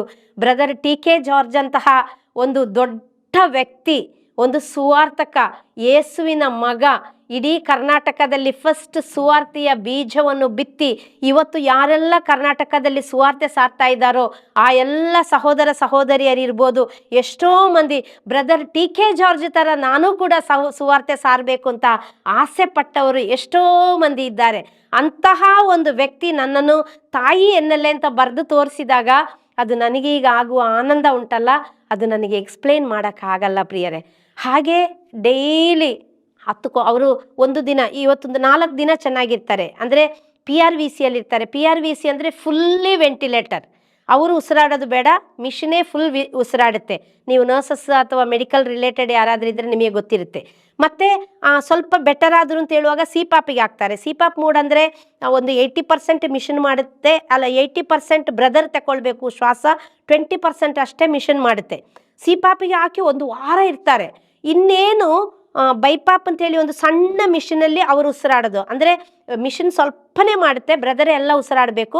ಹಾಗೆ ಹಾಕಿ ಒಂದು 2 ದಿನ ಇನ್ನೇನು ವಾರ್ಡಿಗೆ ಶಿಫ್ಟ್ ಆಗೋಣ ಅಂತ ಹೇಳುವಾಗ ಟ್ರಿಕಾಸ್ಟಮಿಂದ ಬ್ಲೀಡ್ ಆಗಿಬಿಡೋದು ಅಥವಾ ಏನಾದರೂ ಆಗಿಬಿಡೋದು, ತುಂಬ ಉಸಿರು ತೆಕ್ಕೊಳ್ಳೋಕ್ಕೆ ಕಷ್ಟ ಆಗೋದು. ಆ ರೀತಿ ಆಗುವಾಗ ಪುನಃ ಅವ್ರನ್ನ PRVCಗೆ ಹಾಕ್ಬಿಡೋದು. ನಾನು ಫಾದರ್ ಹತ್ರ ಖುಷಿಯಲ್ಲಿ ಹೇಳ್ತೀನಿ, ಫಾದರ್ ಇವತ್ತು ಬ್ರದರ್ ಇಷ್ಟು ಚೆನ್ನಾಗಿದ್ದಾರೆ, ಇನ್ನೊಂದು 2-3 ದಿನದಲ್ಲಿ ಅಟ್ಲೀಸ್ಟ್ ಅವರು ಒಂದು ವಾರ್ಡಿಗೆ ಶಿಫ್ಟ್ ಆಗುವಾಗೆ ಆಗ್ತಾರೆ ಫಾದರ್ ಅಂತ ಹೇಳುವಾಗ, ಆಯಿತು ಮಂಜಮ್ಮ ಅಂತ ಅವರು ಖುಷಿ ಪಡ್ತಾರೆ, ಪ್ರೇಯರ್ ಮಾಡ್ತಾರೆ. ಅವರು ಡೈಲಿ ಪ್ರೇಯರ್ ಮಾಡಿ ಕಳಿಸೋದನ್ನ ನಾನು ಬ್ರದರ್ ಪಕ್ಕದಲ್ಲಿಟ್ಟು ಅವರಿಗೆ ಕೇಳಿಸ್ತಾ ಇದ್ದೆ. ಅವರ ಹಾಡು ಹಾಕಿ ಕೇಳ್ತಿದ್ದೆ, ಅವರ ಪಾಸಿಟಿವ್ ಟಾಕ್ಸ್ನೇ ಅವರಿಗೆ ಹಾಕಿ ಕೇಳಿಸ್ತಾ ಇದ್ವಿ. ಹಾಗೆ ನಾವೆಲ್ಲರೂ ಆ ICU ಒಳಗೆ ನಾವು ಯಾರ್ಯಾರಿದ್ವೋ ಅವರೆಲ್ಲರೂ ರಾತ್ರಿ ಅವರ ತಮ್ಮಂದಿರಿರ್ಬೋದು, ಹಗಲು ನಾನಿರ್ಬೋದು, ಯಾರಿದ್ರು ನಾವೆಲ್ಲ ಯೇಸುವಿನ ಬಗ್ಗೆ ಅವರಿಗೆ ದಿನಾ ಮೋಟಿವೇಟ್ ಮಾಡೋದು, ಧೈರ್ಯ ತುಂಬೋದು. ಆಗ ಅವರು ಸಹ ಹೀಗೆ ಮಾಡೋದು, ಥಮ್ಸಪ್ ಮಾಡೋದು, ಆಯಿತು ಅಂತ ಹೇಳೋದು, ಹಾಗೆಲ್ಲ ಇತ್ತು. 4 ದಿನ ಚೆನ್ನಾಗಿರ್ತಾರೆ, ಒಂದು 2-3 ದಿನ ಸೀರಿಯಸ್, ಮುಗಿದೋಯ್ತು ಅಂತ ಹೇಳುವ ಅವಸ್ಥೆ. ಪುನಃ 4 ದಿನ ಚೆನ್ನಾಗಿರ್ತಾನೆ, ಪುನಃ ಎಲ್ಲ ಮುಗಿದೋಯ್ತು ಅಂತ ಹೇಳುವ ಅವಸ್ಥೆ. ಹಾಗೆ 77 ದಿನಗಳು ICU ಒಳಗೆ ಯಾವಾಗಲೂ ಆ ಮಾನಿಟರ್ ನೋಡೋದು, ಹಾರ್ಟ್ ರೇಟ್ ಎಷ್ಟಿದೆ, ಪಲ್ಸ್ ಎಷ್ಟಿದೆ, ಸ್ಯಾಚುರೇಷನ್ ಆಕ್ಸಿಜನ್ ಲೆವೆಲ್ ಎಷ್ಟಿದೆ, BP ಎಷ್ಟಿದೆ, ಇದನ್ನು ನೋಡೋದು. ಒಂದೊಂದು ನಿಮಿಷ ಅವರು ಎಷ್ಟು ನರಳುತ್ತಾ ಇದ್ರೋ ಅವ್ರ ಜೊತೆಗಿದ್ದ ನಾವು ಕೂಡ ಉಸಿರನ್ನ ಬಿಗಿ ಹಿಡ್ಕೊಂಡು ಯೇಸುವೇ ಜೀವ ಕೊಡು, ಯೇಸುವೇ ಜೀವ ಕೊಡಿ, ಪ್ಲೀಸ್ ಜೀವ ಕೊಡಿ, ನಿಮ್ಮೆಲ್ಲರ ಪ್ರಾರ್ಥನೆ ಜೊತೆ ನಾವು ಕೂಡ ICU ಒಳಗೆ ಹತ್ಕೊಂಡು ಪ್ರೇಯರ್ ಮಾಡೋದು. ಟೈಮ್ ಸಿಕ್ಕುವಾಗ ಒಂದು 2 ನಿಮಿಷ ಅವ್ರನ್ನ ಕ್ಲೀನ್ ಮಾಡುವಾಗ ಚಾಪಲಿಗೆ ಓಡೋದು. 2nd ಫ್ಲೋರಲ್ಲಿ ಚಾಪಲ್ ಇದೆ, ಚಾಪಲಿಗೆ ಹೋಗೋದು. ಅಲ್ಲಿ ಎಕ್ಸ್ಪೋಸ್ ಮಾಡಿರ್ತಾರೆ ಪರಮಪ್ರಸಾದ, ಯೇಸುವೇ ಜೀವ ಕೊಡು ಬ್ರದರಿಗೆ ಅಂತ ಹೇಳಿ ಅಳೋದು, ಗೋಳಾಡೋದು, ಪುನಃ ಅವರ ಹತ್ರ ಬರೋದು. ಆ ಕಷ್ಟದ ಸಮಯದಲ್ಲೂ ಕೂಡ ಬೇರೆಯವರಿಗಾಗಿ ಮಿಡಿತಾ ಇದ್ದ ಆ ಹೃದಯ ನನ್ನ ಹತ್ರ ಕೇಳ್ತಾ ಇದ್ರು, ಊಟ ಮಾಡ್ದ, ಎಲ್ಲಿ ಮಲಗ್ತಾ ಇದೆಯಾ, ಸೇಫ್ ಇದೆಯಾ? ಅವರ ತಮ್ಮನ ಹತ್ರ ಹೇಳೋದು, ಅಲ್ಲಿ ಸರಿ ಇಲ್ಲದಿದ್ದರೆ ಇಲ್ಲೇ ಒಂದು ಚಾಪೆ ಹಾಕಿ ಕೊಡೋಳು, ಇಲ್ಲೇ ಮಲ್ಕೊಳ್ಳಿ. ಅಷ್ಟು ಅವರ ಆ ನೋವು, ಸಾವಿನ ನಡುವೆ ಹೋರಾಡ್ತಾ ಇದ್ದ ಸಮಯದಲ್ಲಿ ಕೂಡ ಬೇರೆಯವರಿಗಾಗಿ ಮಿಡಿತಾ ಇದ್ದಂತಹ ಒಂದು ಹೃದಯ ನಾನು ನೋಡಿಲ್ಲ ಪ್ರಿಯರೇ. ಆ ಬ್ರದರ್ ಟಿ.ಕೆ. ಜಾರ್ಜ್ ಥರ ಒಂದು ವ್ಯಕ್ತಿ ಇನ್ನು ಇರಲಿಲ್ಲ, ಮುಂದೆ ಹುಟ್ಟೋದೂ ಇಲ್ಲ ಅಂತ ನಾನು ಭಾವಿಸ್ತೀನಿ. ಅವರ ಮಗಳಾಗಿ ನನಗೆ ತುಂಬ ಹೆಮ್ಮೆಯಿಂದ, ಸಂತೋಷದಿಂದ ನಾನು ಹೇಳ್ತೀನಿ. ಆ ವಾರ ಅವರು ಅಕ್ಟೋಬರ್ 14ಕ್ಕೆ ಯೇಸುವಿನ ಹತ್ತಿರ ಹೋದರು. ಅದರ ಮೊದಲು ಅದೇ ವಾರ ಬುಧವಾರ, ಆ ಹಿಂದಿನ ಬುಧವಾರ ಅವರು ಹೇಳಿದರು, ಹೀಗೆ ಕೈ ಹಿಡಿದು ನಾನು ಮಸಾಜ್ ಮಾಡ್ತಾ ಇದ್ದೆ, ಒಂದು ಕೈಯಲ್ಲಿ ರೋಸರಿ ಇತ್ತು, ಅವರ ಮೇಲೇ ಹೀಗೆ ರೋಸರಿ ಇಟ್ಕೊಂಡು ನಾನು ಕರುಣೆ ಜಪ್ಸರ ಏನೋ ಮಾಡ್ತಿದ್ದೆ, ಅವರ ಕೈ ಹೀಗೆ ಮಸಾಜ್ ಮಾಡ್ತಾ ಇದ್ದೆ. ಆ ಸಮಯದಲ್ಲಿ ಅವ್ರು ಹೇಳಿದರು, ಮಗ ನೀನು ಮಕ್ಕಳ ಹತ್ರ ಹೋಗಿಬಿಡು. ನಾನು ಕೇಳಿದೆ, ನಾನು ಹೋದರೆ ನಿಮ್ಮನ್ನು ಯಾರು ನೋಡ್ಕೊಳ್ತಾರೆ? ನಾನು ದೇವರ ಹತ್ರ ಹೋಗ್ತಾ ಇದ್ದೀನಿ. ನಾನು ಅದಾಗಿ ಸ್ವಲ್ಪ ಬ್ರದರ್ ಟಿ.ಕೆ. ಜಾರ್ಜನ ಅಲ್ಲಿದ್ದು ಡಾಕ್ಟರ್ಸ್ ಇರಲಿ, ನರ್ಸಸ್ ಇರಲಿ, ಇಡೀ ಸ್ಟಾಫ್ ತುಂಬ ಕೇರ್ ತಗೊಳ್ತಾ ಇದ್ರು. ಅವರಿಗೆ ಬೆಡ್ ಸೋರ್ ಆಗಬಾರ್ದು ಅಂತೇಳಿ ಒಂದಿನಕ್ಕೆ 5-6 ಸಲ ಕ್ಲೀನ್ ಮಾಡ್ತಾ ಇದ್ರು, ಅದು ಏನೇನೋ ಹಾಕಿ. ನನ್ನ ಹತ್ರ ಹೇಳಿದ್ರು, ಒಂದು 10 ನಿಮಿಷ ಹೊರಗಡೆ ಇರಿ ಅಮ್ಮ, ನಾವು ಕ್ಲೀನ್ ಮಾಡಿದ ಮೇಲೆ ಕರಿತೀವಿ ಅಂತ. ನಾವು ಹೊರಗಡೆ ಬಂದ ತಕ್ಷಣ ನನ್ನ ತಮ್ಮನಿಗೆ ಕಾಲ್ ಮಾಡಿ ಹೇಳಿದೆ, ಬ್ರದರ್ ಹೀಗೆ ಹೇಳಿದ್ರು. ಆಗ ಅವನು ಹೇಳ್ದ, ಬ್ರದರ್ ಹಾಗೆ ಹೇಳಿದರೆ ಅದರಲ್ಲಿ ಏನೋ ಒಂದು ಇರುತ್ತೆ, ನೀನು ಯಾವತ್ತೂ ಬಿಟ್ಟೋಗ್ಬೇಡ ಬ್ರದರ್ನ, ಅಲ್ಲೇ ಇರು, ರಾತ್ರಿ ಕೂಡ ಆದರೆ ಮಲಗಕ್ಕೆ ಹೋಗಬೇಡ ನೀನು. ಆದರೆ ನಾವು ಮನುಷ್ಯರಲ್ವಾ, ಒಂದು 3-4 ಗಂಟೆ ಆದರೂ ನಿದ್ದೆ ಬೇಕಲ್ಲ, ಮಲಗಕ್ಕೆ ಮಾತ್ರ ಹೋಗ್ತಿದ್ದೆ. ಹೋಗುವಾಗ ಶಿಲುಬೆ ಗುರ್ತಾಕಿ ನಾನು ಹೇಳಿ ಹೋಗ್ತಿದ್ದೆ, ದೇವ ನಾನು ಇಲ್ಲದಾಗ ಏನೂ ಆಗಬಾರ್ದು ಬ್ರದರಿಗೆ, ನಾನು ಇಷ್ಟು ದಿನ ಅವರ ಮಗಳಾಗಿ ಅವರ ಪಕ್ಕದಲ್ಲಿದ್ದೀನಿ, ನಾನು ಇಲ್ಲದಾಗ ನೀನು ಕರ್ಕೊಂಡು ಹೋಗ್ಬೇಡ ಪ್ಲೀಸ್ ಅಂತೇಳಿ ಅವರಿಗೆ ಶಿಲುಬೆ ಗುರ್ತಾಕಿ ಹೋಗ್ತಾ ಇದ್ದೆ. ಅವರು ಅಲ್ಲಿರುವಾಗ ಕೂಡ ಪ್ರಿಯರೇ, ಅವರು ಸಾಯಂಕಾಲ ಹೊತ್ತು ಅವರು ಜಪ್ಸರ ಮಾಡ್ತಾ ಇದ್ವಿ. ಒಂದು ಜಪ್ಸರೆಲ್ಲ ಮುಗಿಯುವಷ್ಟರಲ್ಲಿ ಅವ್ರಿಗೆ ನಿದ್ದೆ ಬಂದ್ಬಿಡೋದು. ಅವರು ಸುಮ್ಮನೆ ತುಟಿ ಅಲ್ಲಾಡಿಸ್ತಿದ್ರು, ಒಂದೊಂದ್ಸಲ ಏನೂ ಇಲ್ಲ. ಆದರೆ ಇದು ನಮ್ಮ ಮರಿ ಆದಾಗೆ ಶಿಲುಬೆ ಗುರ್ತು ಹಾಕೋದು, ಅಂದರೆ ಪಿತನ ಸುತನ ಹಾಕೋರು. ಹಾಗೆ ಪ್ರೇಯರ್ ಮಾಡ್ತಾ ಇದ್ವಿ. ಒಂದು ದಿನ ಅವರು ಸಡೇಷನಲ್ಲಿದ್ದಾರೆ, ಪೂರ್ಣವಾಗಿ ಅವರಿಗೆ ಪ್ರಜ್ಞೆ ಇಲ್ಲ. ಓಕೆ, ಮೆಡಿಸಿನ್ ಕೊಟ್ಟು ಸಡೇಟ್ ಮಾಡಿದ್ದಾರೆ. ನಮ್ಮ ಅಪೋಸಿಟ್ ಒಬ್ಬರು ಸಿಸ್ಟ್ರು, ಒಬ್ಬರು ರೆವರೆಂಡ್ ಸಿಸ್ಟರ್, ಸಣ್ಣ ಸಿಸ್ಟ್ರು, 22-23 ವರ್ಷ, ತೀರಿ ಹೋದರು. ಆಗ ಒಬ್ಬರು ಸಿಸ್ಟರ್ ಬಂದು ಹೇಳಿದರು, ನರ್ಸ್ ಬಂದು ಹೇಳಿದರು, ಈಗ ಬಾಡಿ ತಗೊಂಡು ಹೋಗ್ತಾರೆ, ನಾನು ಬಾಗಿಲು ಹಾಕ್ಕೊಳ್ಳಿ ಅಂತ ಹೇಳಿದರು. ಆದರೆ ನಾನು ಬ್ರದರ್ನ ಏನಂದರೆ, ಬ್ರದರ್ ಹೀಗೆಲ್ಲ ಕಿತ್ತು ಬಿಡ್ತಾರೆ ಅಂತೇಳಿ ಹೀಗೆ ಕೈ ಕಟ್ತಾರೆ. ನಾವಿರುವಾಗ, ನಾನು ಅಥವಾ ಅವರ ಸಹೋದರರು ಇರುವಾಗ ಏನು ಮಾಡೋದಂದರೆ ಕೈ ಬಿಚ್ಚಿಟ್ಕೊಳ್ಳೋದು, ಅಂದರೆ ಅದು ನಮಗೆ ತುಂಬ ಫೀಲ್ ಆಗ್ತದೆ ನೋಡುವಾಗ. ಅದಕ್ಕೆ ನಾವು ಬಿಚ್ಚಿಟ್ಟು ಹೀಗಿಟ್ಟು ಅವರು ಇದೆಲ್ಲ ಕೀಳದಾಗಿ ಅವರ ಕೈಗೆ ಸ್ವಲ್ಪ ಹೀಗೆ ಅಡ್ಡ ಅಡ್ಡ ಹೋಗ್ತಾ ಇದ್ವಿ. ಹಾಗೆ ಆ ಕೈ ಬಿಟ್ಟರೆ ಅವರು ಕಿತ್ತು ಬಿಡ್ತಾರೆ ಅಂತ ಹೇಳಿ, ಅವರು ಅಂದರೆ ಯಾವಾಗ ಕಾನ್ಷಿಯಸ್ ಬರ್ತದೆ ಅಂತ ಹೇಳಕ್ಕೆ ಬರಲ್ಲಲ್ಲ, ಅದಕ್ಕಾಗಿ ಹಾಗೆ ನಾನು ಬಾಗಿಲು ಹಾಕ್ಲಿಕ್ಕೆ ಆಗಿಲ್ಲ ನನಗೆ. ಬ್ರದರ್ ಫುಲ್ ಸಡೇಷನಲ್ಲಿದ್ದಾರೆ, ಫುಲ್ ಅನ್ಕಾನ್ಷಿಯಸ್ ಟೈಪ್ ಇದ್ದಾರೆ, ಅವರಿಗೆ ಬೋಧನೆ ಇಲ್ಲ. ಆದರೂ ಆ ಬಾಡಿ ಹೀಗೆ ಹೋಗುವಾಗ ನನ್ನ ಕೈಯಿಂದ ಅವರಿಗೆ ಬಿಡಿಸಿ ಆ ಬಾಡಿಗೆ ಹೀಗೆ ಬ್ಲೆಸ್ ಮಾಡಿದರು. ಅಂದರೆ ನಾನು ನೆನೆಸ್ತೀನಿ, ಅವರ ಸಬ್ಕಾನ್ಷಿಯಸ್ ಮೈಂಡಲ್ಲಿ ಕೂಡ ಅವರು ದೇವರ ಜೊತೆ ಮಾತಾಡ್ತಾ ಇದ್ರು. ಅಲ್ಲಿರುವ ಎಲ್ಲ ನರ್ಸಸ್ಸಿಗೆ ಅವರು ಬ್ಲೆಸ್ ಮಾಡ್ತಾಯಿದ್ರು, ಡಾಕ್ಟರ್ಸಿಗೆ ಬ್ಲೆಸ್ ಮಾಡ್ತಾಯಿದ್ರು. ಯಾವ ಡಾಕ್ಟರ್ಸ್ ಬಂದರೂ ನನ್ನನ್ನು ಕರೆದು ಇಂಟ್ರೊಡ್ಯೂಸ್ ಮಾಡೋದು, ಇದು ನನ್ನ ಮಗಳು, ಅವ್ರು ಹೇಳೋದು ನಮಗೆ ಗೊತ್ತು ಅಂತ ಹೇಳೋದು. ಅಷ್ಟು ಪ್ರೀತಿ, ಕೊನೆ ಉಸಿರಿರುವವರೆಗೆ ಅವರಿಗೆ ಪ್ರೀತಿನೇ. ಅದೇ ವಾರ ಅವರು ಸೋಮವಾರ ದೇವರ ಹತ್ರ ಹೋಗಿದ್ದು, ಶುಕ್ರವಾರ ಒಂದು 11:15 ಆಗುವಾಗ ಡಾಕ್ಟರ್ಸ್ ರೌಂಡ್ಸ್ ಬಂದಾಗ ಅವರಿಗೆ ತುಂಬ ಬ್ರೀದಿಂಗ್ ಇಶ್ಯೂಸ್ ಆಯಿತು, ಶ್ವಾಸ ತಗೊಳ್ಳೋಕ್ಕೇ ಆಗ್ತಾ ಇರಲಿಲ್ಲ. ಡಾಕ್ಟರ್ಸ್ ಹೇಳಿದ್ರು ಅವ್ರು ತುಂಬ ಕ್ರಿಟಿಕಲ್ ಕಂಡೀಷನಲ್ಲಿದ್ದಾರೆ ಅಂತ. ಅವ್ರನ್ನ ಸಡೇಷನ್ ಮಾಡಿದರು. ತುಂಬ ಪವರ್ಫುಲ್ ಆ್ಯಂಟಿಬಯೋಟಿಕ್ಸ್ ಎಲ್ಲ ಹೋಗ್ತಾ ಇತ್ತು. ಅವರಿಗೆ ತುಂಬ ಚಂದ ಕೊನೆ ಉಸಿರಿರೋವರೆಗೆ ನಾವು ಅವರಿಗಾಗಿ ಅವರು ಹೇಗಾದರೂ ಹೊರಗಡೆ ಬರಲಿ ಅಂತ ಹೇಳಿ ನಾವು ಮನುಷ್ಯರಾಗಿ ಏನೇನು ಮಾಡೋಕ್ಕಾಗುತ್ತೋ ಯೇಸು ನಾಮದಲ್ಲಿ ಅದೆಲ್ಲ ಮಾಡಿದ್ವಿ ಪ್ರಿಯರೇ. ಶುಕ್ರವಾರ ಮಧ್ಯಾಹ್ನ ಅಂದರೆ 11:50, 11:15 ಇರ್ಬೋದು, ಆ ಸಮಯಕ್ಕೆ ಸಡೇಷನಿಗೆ ಹೋದವರು ಸೋಮವಾರ ಸಾಯಂಕಾಲ 7:51ಕ್ಕೆ ಹಾಸ್ಪಿಟಲಲ್ಲಿ ಬರೆದ ಟೈಮ್ 7:51 ಸಾಯಂಕಾಲ. ಅಷ್ಟು ತನಕ ಅವರಿಗೆ ಬೋಧ ಬರಲಿಲ್ಲ. ಕೊನೆಗೆ ಇನ್ನೇನು ಒಂದು 1 hour 2 hour ಇದೆ ಅಂತ ಹೇಳುವಾಗಲೇ ಡಾಕ್ಟರ್ಸ್ ಹೇಳಿದರು, 1 hour ಇದೆ, 1 ಗಂಟೆ ಇದೆ ಅಂತ ಹೇಳುವಾಗ ಡಾಕ್ಟರ್ಸ್ ಹೇಳಿದರು ಇನ್ನು ಅವರು ಉಳಿಯಲ್ಲ ಅಂತ ಹೇಳಿದರು. ನಾನು ತುಂಬ ಅಳ್ತಾ ಇದ್ದೆ, ICUಯಲ್ಲಿದ್ದೀನಿ ಅಥವಾ ನಾನೊಂದು ಪ್ರೀಚರ್, ಅದು ಯಾವುದು ಇದಕ್ಕೆ ಬರಲಿಲ್ಲ. ಯಾಕೆಂದರೆ ನನಗೆ ಅವರಂದರೆ ಅಷ್ಟು ಗೌರವ, ಅಷ್ಟು ಪ್ರೀತಿ. ನಮ್ಮ ತಂದೆ ತೀರಿ ಹೋದಾಗ ನಾನು ಸಣ್ಣವಳು, ನಿಮಗೆಲ್ಲ ಗೊತ್ತು, ಎಷ್ಟೋ ಟಾಕ್ಸಲ್ಲಿ ಹೇಳಿದ್ದೀನಿ. ಆದರೆ ಬ್ರದರ್ TK ಜಾರ್ಜ್ 14 ವರ್ಷ ನಾ ಟೀಮಲ್ಲಿದ್ದೆ, 10 ವರ್ಷದಿಂದ ನಮ್ಮ ಮನೇಲಿದ್ದರು. ತಂದೆಕ್ಕಿಂತ ಹೆಚ್ಚು ಅಷ್ಟು ಪ್ರೀತಿ ಮಾಡಿ ಗೌರವಿಸ್ತಾ ಇದ್ದಂತಹ ಒಂದು ವ್ಯಕ್ತಿ ನನ್ನ ಕಣ್ಣ ಮುಂದೆ ಹೋಗ್ತಾ ಇದ್ದಾರೆ ಅಂತ ಹೇಳುವಾಗ ಆ ನೋವು ನನ್ನಿಂದ ತಡೆಯೋಕ್ಕಾಗ್ತಿರ್ಲಿಲ್ಲ. ಅವರ ಶ್ವಾಸ ನಿಂತೋಯ್ತು, ಹಾರ್ಟ್ ಬಿಟ್ಟಿತ್ತು. ಒಂದು ಸಲ ಹಾರ್ಟ್ ಬಿಟ್ಟು ಫುಲ್ ಝೀರೋಗೆ ಬಂದಾಗ CPR ಮಾಡಿದ್ರು. ಅದು ಹೀಗೆ ಹೊತ್ತಿ ಪುನಃ ಹಾರ್ಟ್ ರೇಟ್ ಜಾಸ್ತಿ ಮಾಡೋಕ್ಕೆ ಮಾಡ್ತಾರೆ, ಹಾಗೆ ಮಾಡಿದರು. ಡಾಕ್ಟರ್ಸ್ ಹೇಳಿದರು ಇನ್ನೂ ಮಾಡೋಕ್ಕಾಗಲ್ಲ, ಏಕೆಂದರೆ ಹಾರ್ಟ್ ಬ್ರೇಕ್ ಆಗ್ಬೋದು ಅಥವಾ ಬ್ಲಡ್ ಇದಾಗ್ಬೋದು, ಹಾಗೆ ಮಾಡೋಕ್ಕಾಗಲ್ಲ ಅಂತ. ಕೊನೆಗೆ ಅವ್ರದ್ದು ನಾನು ಹೀಗೆ ಕೈ ಹಿಡ್ದಿದ್ದೆ, ಅವರ ಎದೆ ಮೇಲೆ ಹೀಗೆ ಕೈ ಇಟ್ಟಿದ್ದೆ. ಹೀಗೆ ಅಳ್ತಾ ಇರುವಾಗ ಅವರ ತಮ್ಮ ಬ್ರದರ್ ಡೇವಿಸ್ ಮಾನಿಟರ್ ನೋಡ್ತಾ ಇದ್ರು ಪಕ್ಕದಲ್ಲಿ. ಎಲ್ಲ ಝೀರೋಗೆ ಒಂದೇ ಸಲ ಬಂದಾಗ ಅವರು ಹೋಯ್ತು ಅಂತ ಹೇಳಿದರು. ಜೋರಾಗಿ ಅತ್ತೆ ಗೋಳಾಡಿದೆ. ನನಗೆ ಫಾದರ್ ಫ್ರಾಂಕ್ಲಿನ್ಗೆ ಹೇಳೋಕ್ಕೆ ಸಹ ನನಗೆ ಆಗಲಿಲ್ಲ. ಅವರ ಸಹೋದರ ಹೇಳಿದರು ಮೊದಲು, ಮತ್ತು ಅದಾದಮೇಲೆ ನನ್ನ ಸಿಸ್ಟರ್-ಇನ್-ಲಾ, ನನ್ನ ನಾದಿನಿ ರಮ್ಯಾ ಅವರು ಕಾಲ್ ಮಾಡಿ ಹೇಳಿದರು. ಸುಮಾರು 1 ತಾಸು ಕಳೆದ ಮೇಲೆ ಫಾದರ್ ನನಗೆ ಕಾಲ್ ಮಾಡಿದಾಗ ಯಾರೋ ನನಗೆ ಫೋನ್ ಕೊಟ್ಟರು. ನಮ್ಮ ಬ್ರದರ್ ಹೋಗಿಬಿಟ್ರಲ್ಲ ಮಂಜಮ್ಮ ಅಂತ ಹೇಳಿದರು. ಎಲ್ಲ ಈ ಭೂಲೋಕದಲ್ಲಿ ಮುಗಿದೋಯ್ತು. ಗೋಧಿಯ ಕಾಳು ಸಾಯದಿದ್ದರೆ ಮತ್ತೆ ಅದು ಫಲ ಕೊಡೋಕ್ಕಾಗಲ್ಲ. ಸುವಾರ್ತೆ ಎಂಬ ಬೀಜವನ್ನು ಇಡೀ ಪ್ರಪಂಚದಲ್ಲಿ ಬಿತ್ತಿ ಅನೇಕ ಹೃದಯಗಳನ್ನು ಗೆದ್ದು ಅನೇಕರನ್ನು ಯೇಸುವಿನೆಡೆಗೆ ತಂದು ಇವತ್ತು ಅನೇಕ ಗುರುಗಳು ಹೇಳ್ತಾರೆ, ಬ್ರದರ್ ಪ್ರಬೋಧನೆಯಿಂದ ನಾನು ಗುರುವಾದೆ. ಅನೇಕ ಸಿಸ್ಟರ್ಸ್ ಹೇಳ್ತಾರೆ, ಬ್ರದರ್ ಟಿ.ಕೆ. ಜಾರ್ಜ್ ಅವರ ಪ್ರಬೋಧನೆ ಕೇಳಿ ನಾನೊಂದು ಕನ್ಯಾಸ್ತ್ರೀಯಾದೆ. ಇವತ್ತು ಅನೇಕ ದೇವಸೇವಕರು ಹೇಳ್ತಾರೆ, ಬ್ರದರ್ ಟಾಕಿನಿಂದ, ಬ್ರದರ್ ಹಾಡಿನಿಂದ ನಾನು ಮನಪರಿವರ್ತನೆಗೊಂಡು ನಾನು ಯೇಸು ಹತ್ರ ಬಂದು ಇವತ್ತೊಂದು ಸುವಾರ್ತಿಕೆಯಾಗಿದ್ದೀನಿ ಅಂತ ಹೇಳ್ತಾರೆ.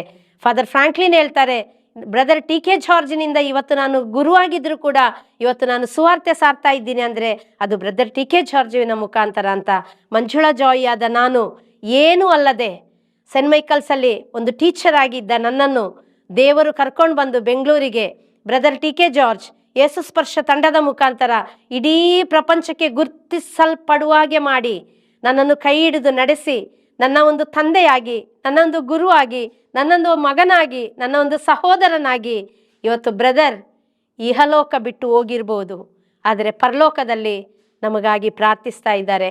ನಾನು ಆ ಕೊನೆಗೆ ಅವರ ಕೈ ಹಿಡಿದು ಅವ್ರನ್ನ ಹೀಗೆ ಅಪ್ಪಿಕೊಂಡು ಅವರ ಮೈಯಲ್ಲಿ ಇನ್ನೂ ಬಿಸಿ ಇತ್ತು. ಆಗ ನಾನು ಹೇಳಿದ ಇಷ್ಟೇ, ನನಗೆ ಈ ಪ್ರಪಂಚದಲ್ಲಿ ಏನೂ ಗೊತ್ತಿಲ್ಲ, ಪ್ರಪಂಚ ಅಂದರೆ ನನಗೆ ಭಯ. ನೀವು ನನಗೆ ಕೊಟ್ಟಿರೋದು ಯೇಸುವನ್ನು, ನನಗೆ ಯೇಸುವನ್ನು ಮಾತ್ರನೇ ಗೊತ್ತಿರೋದು. ನೀವು ಕೊಟ್ಟ ಆ ಯೇಸುವನ್ನು ಗಟ್ಟಿಯಾಗಿ ಹಿಡ್ಕೊಂಡು ಇನ್ನೂ ನಾನು ಪ್ರಪಂಚಕ್ಕೆ ಹೋಗ್ತೀನಿ. ನೀವು ಏನೆಲ್ಲ ಬಿಟ್ಟು ಹೋಗಿದ್ದೀರೋ ಅದು ಯೇಸು ಸ್ಪರ್ಶ ತಂಡ ಫಾದರ್ ಫ್ರಾಂಕ್ಲಿನ್ ಮುಖಾಂತರ ನಾವು ಮುಂದುವರಿಸ್ತೀವಿ. ದುಂದುಗಾರ ಮಗ ಫಾದರ್ ಫ್ರಾಂಕ್ಲಿನ್ ಅದನ್ನು ಒಂದು ಚುಕ್ಕಾಣಿಯಾಗಿ ಅದನ್ನು ಹಿಡ್ಕೊಂಡಿದ್ದಾರೆ. ನಾವು ಮುಂದುವರಿಸೋಣ ಅಂತೇಳಿ ಹೀಗೆ ನಾವು ಕೂಡ ಅದರಲ್ಲಿ ಜೊತೆಗೂಡಿ ನಿಲ್ಲೋಣ ಪ್ರಿಯರೇ. ಬ್ರದರ್ ಬಿಟ್ಟು ಹೋದ ಆ ಯೇಸುವಿನ ಹಾದಿಯಲ್ಲಿ, ಬ್ರದರ್ ನಮಗೆ ತೋರಿಸಿಕೊಟ್ಟ ಯೇಸುವಿನ ಹಾದಿಯಲ್ಲಿ ನಾವು ಮುಂದುವರಿಯೋಣ. ಎಲ್ಲೋ ಒಳಿತಾಗಲಿ. ಯೇಸು ನಾಮದಲ್ಲಿ ಬ್ರದರ್ ಟಿ.ಕೆ. ಜಾರ್ಜ್ ಇವತ್ತು ಯೇಸುವಿನ ಪಕ್ಕದಲ್ಲಿದ್ದಾರೆ. ಯೇಸು ನಾಮದಲ್ಲಿ ನಾವು ಪ್ರೇಯರ್ ಮಾಡೋಣ. ಯೇಸುವೆ ಸ್ತೋತ್ರ, ವಂದನೆ, ಆರಾಧನೆ, ಮಹಿಮೆ ಸ್ವಾಮಿ. ಯೇಸುವೆ ನಮಗೆ ಬ್ರದರ್ ಟಿ.ಕೆ. ಜಾರ್ಜ್ಗಾಗಿ ಪ್ರಾರ್ಥಿಸಲು, ಅವರೊಂದಿಗೆ ನಿಲ್ಲಲು, ಅವರಿಗೆ ಸೇವೆ ಮಾಡಲು ಕೊಟ್ಟ ಅವಕಾಶಕ್ಕಾಗಿ ಸ್ತೋತ್ರ. ಅವರು ಕೊಟ್ಟ ಹಾದಿಯಲ್ಲಿ, ಅವರು ತೋರಿಸಿದ ಮಾರ್ಗದಲ್ಲಿ ಯೇಸುವೆ ನಿಮ್ಮ ನಾಮದಲ್ಲಿ ಜೀವಿಸಲು ಅವರು ಯೇಸುವೆ ಎಂದು ಕೂಗಿ ಕರೆದಾಗ ಅನೇಕ ದೆವ್ವ ಪೀಡೆಗಳು ಬಿಟ್ಟು ಹೋಯಿತು, ಅನೇಕ ರೋಗಿಗಳು ಸೌಖ್ಯಗೊಂಡರು. ಅದೇ ಯೇಸು ನಾಮದಲ್ಲಿ, ಅದೇ ಯೇಸು ನಾಮದಲ್ಲಿ ಇವತ್ತು ನಾವು ಆಜ್ಞೆ ಇಟ್ಟು ಪ್ರಾರ್ಥಿಸ್ತಿದ್ದೇವೆ ಸ್ವಾಮಿ, ಕಟ್ಟಳೆ ಇಟ್ಟು ಪ್ರಾರ್ಥಿಸ್ತಿದ್ದೇವೆ. ಎಲ್ಲ ರೋಗ ಬಾಧೆಗಳು ICUಯಲ್ಲಿ, MICUಯಲ್ಲಿ, NICUಯಲ್ಲಿ, SICUಯಲ್ಲಿರುವ ಎಲ್ಲ ರೋಗಿಗಳು ಯೇಸು ನಾಮದಲ್ಲಿ ಸೌಖ್ಯಗೊಳ್ಳಲಿ. ಔಷಧಿಗೂ ಕೂಡ ಕಾಸಿಲ್ಲದೆ ನರಳಾಡುತ್ತಿರುವ ಎಲ್ಲ ರೋಗಿಗಳು ಯೇಸು ನಾಮದಲ್ಲಿ ಸೌಖ್ಯಗೊಳ್ಳಲಿ. ಯೇಸು ನಾಮದಲ್ಲಿ ಅನೇಕ ದೇವಸೇವಕರುಗಳು ಕಟ್ಟಿ ಎಬ್ಬಿಸಲ್ಪಟ್ಟಲ್ಲಿ. ಯೇಸು ನಾಮದಲ್ಲಿ ಇಡೀ ಪ್ರಪಂಚ ಯೇಸುಮಯವಾಗಲಿ. ಯೇಸುವನ್ನು ಅರಿತು ಅನುಭವಿಸುವ ಕೃಪೆಯನ್ನು ದಯಪಾಲಿಸುವುದಕ್ಕಾಗಿ ಸ್ತೋತ್ರ. ನಮ್ಮೆಲ್ಲ ಸಮಸ್ಯೆಗಳು ಯೇಸು ನಾಮದಲ್ಲಿ ಪರಿಹಾರವಾಗಿದ್ದಕ್ಕಾಗಿ ಸ್ತೋತ್ರ. ಮಾತೆ ಮರಿಯಮ್ಮನವರೇ ನಮಗಾಗಿ ಪ್ರಾರ್ಥಿಸಿರಿ. ಸಕಲ ಸಂತರೆ, ದೂತರೆ, ಬ್ರದರ್ ಟಿ.ಕೆ. ಜಾರ್ಜ್ ಅವರೇ ನಮಗಾಗಿ ಪ್ರಾರ್ಥಿಸಿರಿ. ತಂದೆಯಾದ ದೇವನೇ, ಯೇಸು ನಾಮದಲ್ಲಿ ಬೇಡಿದ್ದೇವೆ, ಬೇಡಿದನ್ನು ಹೊಂದಿಕೊಂಡಿದ್ದೇವೆ ಎಂದು ವಿಶ್ವಾಸಿಸ್ತೇವೆ ನಮ್ಮ ಜೀವವುಳ್ಳ ತಂದೆಯೇ. ಆಮೇನ್, ಆಮೇನ್, ಆಮೇನ್. Brother TK. ಜಾರ್ಜ್ ಅವರ ಮಗಳಾಗಿ, ಯೇಸು ಸ್ಪರ್ಶ ತಂಡದ ಸಹೋದರಿಯಾಗಿ ನಿಮ್ಮ ಸಹೋದರಿ ಮಂಜುಳಾ ಜಾಯ್, ಪ್ರೋಲೈಫರ್. ದಿವ್ಯವಾಣಿ.